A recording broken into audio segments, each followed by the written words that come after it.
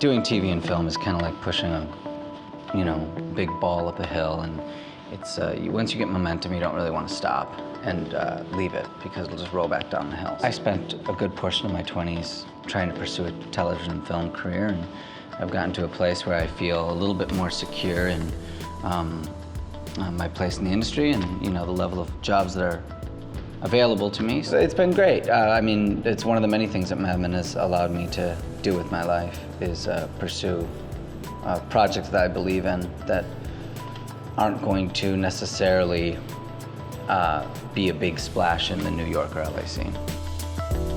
It's easier to withdraw to now in our society.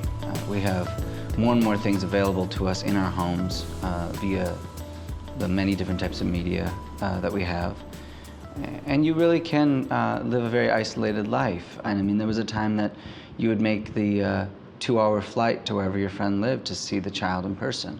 Now you might not meet the child till they're 5 because, well, you can see them on Facebook. Is the reason you shy away with this similar to the idea that, hey, people can just cope and not really, and take for granted friendships and things because technology makes it so convenient, or is it something completely different? I think that's the deeper underlying thing, my deeper thing with it, but the reason I don't do it is just because it's a waste of time. Facebook represents this thing, and so does Twitter, that self-expression is a form of entertainment.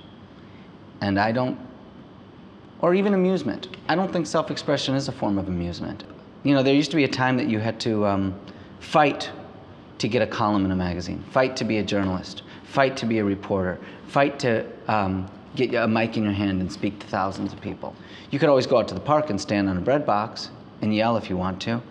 And that's what I see Twitter and Facebook as. A bunch of people standing in the park on their soapbox, screaming that they're having a taco on 3rd Street.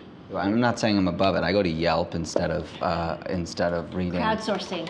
Right. Yeah. Absolutely. And I think in some ways there's a lot that can be gained from that level of crowd kind of input.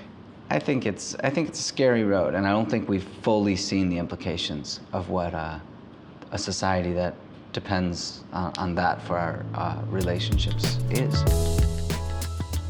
Pete Campbell longs very much to be admired by his peers and respected by his elders and have a firm place in the social world of New York City. And I'm sure there's actors out there that really do separate themselves a lot from their characters, but that's just not, I'm not really capable of doing that.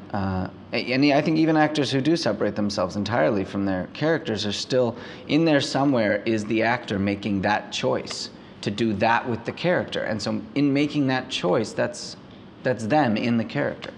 It's impossible to get away from yourself no matter what your job is, no matter what your hobby is. I spent a good portion of my life running away from myself. And I think part of being happy in life is realizing that you can't. My love for acting isn't exactly like the first 2 months with a girl.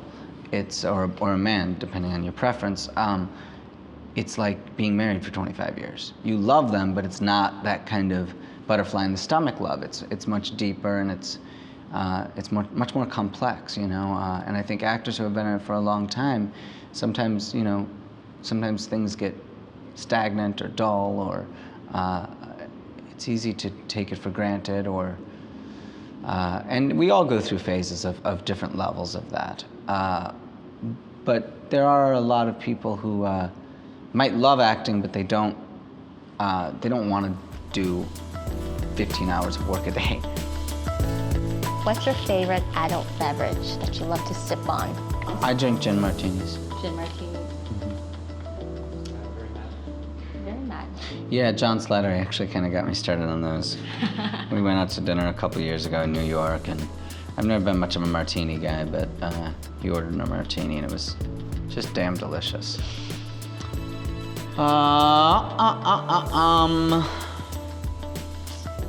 I love Thai food. Next time you're in LA, go to Thai Town on Hollywood Boulevard, and any place.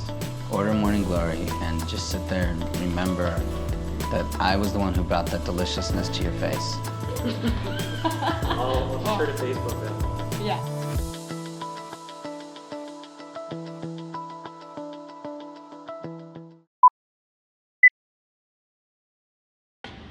Are you from Canada?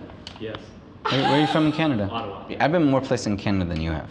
Really? Regina. Do you know what irony is? The opposite of wrinkly. The opposite of what? Wrinkly. Wrinkly. Which you aren't yet. He's never used an iron. Look at him. He's right out of college. What's my third? Deuteronomous. Remember the Alamo. Don't do drugs. Tino. Be good. All right.